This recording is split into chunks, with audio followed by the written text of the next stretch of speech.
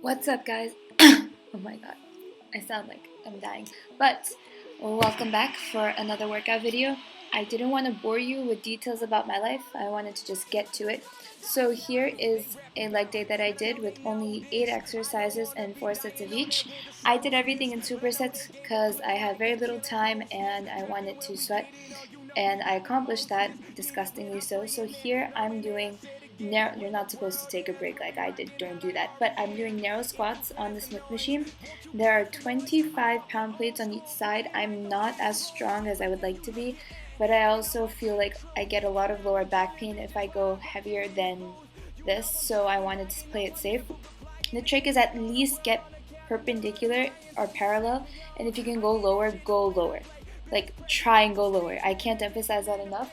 And push through your heel. I see a lot of people almost on their toes when they're doing this, and it bothers me emotionally because I want them to get the most out of it, and they're not, because they're like using their toes and not their foot.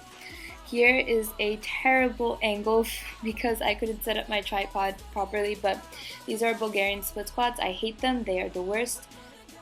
I don't know why I even bother doing them, but I know they suck. But they're effective, and I believe everyone should implement them in order to.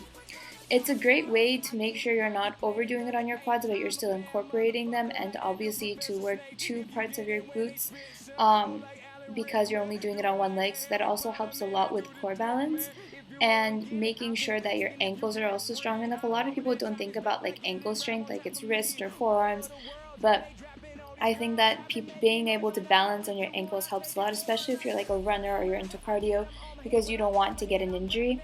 I don't know why he was waving there, but yeah. So my dad was like struggling. These are sped up now. I don't want to like make you watch too many of these, but I did 4 sets of every exercise, like I said, and they tire you out a lot faster than I thought. This was one of the first times that I was taking like a pre-workout. It wasn't caffeinated, but I was sweating so badly. I'm working out in Planet Fitness, if the purple doesn't give that away, and everyone was looking at me like I was very confused. And again, I'm sorry, but like the angles weren't working out, and I don't know if I can't fix it anymore because this was like 4 days ago. But um, more Bulgarian split squats. I'm setting up my weight because I can't do 50 pounds on each side. And here's Danish doing like his own set because I forgot to film one of mine. And he's not doing full reps, but if you aren't used to the movement, it's better to do that than to hurt your knees. But I emphasize, if you are flexible enough, go lower. And the same thing with the Bulgarian split squats. Try and make a right angle. That's the key. I always do it in front of a mirror, not because I'm vain, but because I want to make sure I'm getting that right angle. And that's how you know you're working all of your muscles as much as possible. The next superset, I'll keep apologizing for these angles, but I don't know.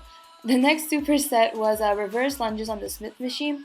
I hate forward lunges just because I feel like I'm more obsessed with the distance than I am with actually using all of the muscles. So I like stationary exercises, so I'm not screwing around with like, did I go 4 feet, did I go 4.1 feet.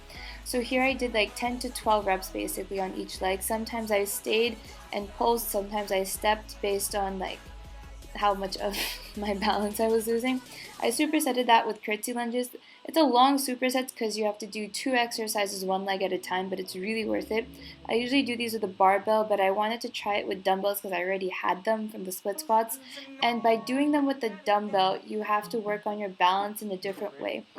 And I'm really bad at working abs, so I use that as an excuse to like justify the fact that I didn't do like leg raises or anything. I just did balance work. Same goes with the split squats and reverse lunges. With the reverse lunges, again, I want to emphasize just making that right angle. I don't know how much I can say that, but with reverse lunges, if you don't focus on the right angle and pushing through your heel, you will inevitably use your quads more than you want to and not incorporate your glutes as much. And that's, at least for me, I'm very quad dominant, so I always have to remember heel, heel, heel in order to make sure I'm working the back of my legs and not just my quads, which are like disproportionately developed in comparison to the rest of my body. The third superset is using the wide stance leg press. I am terrible at these. My depth is just laughable. I don't know what the term is. Poverty. It is poverty. But I'm trying. I can do narrow really well, and I think that's because I'm quad dominant, and narrow tends to target quads and glutes. Wide targets more hamstrings and glutes. That's not an exact science, but that's how I feel it.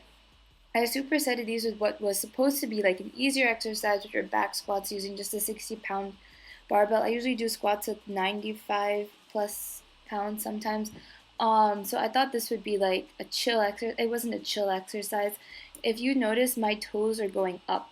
So that's how I know that I'm using my heel and my hamstrings and not just my quads.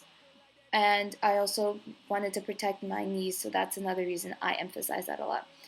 I don't know what happened in that clip, but more squats.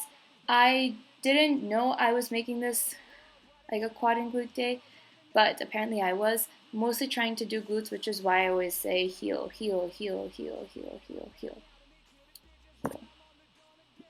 You can't do more squats. Like, you can't just not do it. You can't do enough squats ever. And as per my points, here is the last superset I promised, and these are cable squats. I don't enjoy goblet squats because I don't enjoy holding the weight, and I feel like I lose my breath more quickly than I should, considering it's like a simpler squat. So I tried these cable squats just to change it up and make it less of a dire situation, and I could only do 35 pounds on this, but I did 15 reps 4 times, and it felt really good. I really liked the fact that there was tension the entire time, but I wasn't afraid of like dropping this giant device on the ground, especially because it's Planet Fitness, and I would have gotten kicked out for that type of thing. So yeah, and again, push through your heel. Push through your heel as much as humanly possible. One trick that I don't do here is putting plates underneath your toes to keep your heels engaged. Again, this terrible angle, I'm really sorry. But these are one-legged hip-ups. I don't know a better name for them. I saw someone call them this like a different video a really long time ago, so I thought I'd go with it.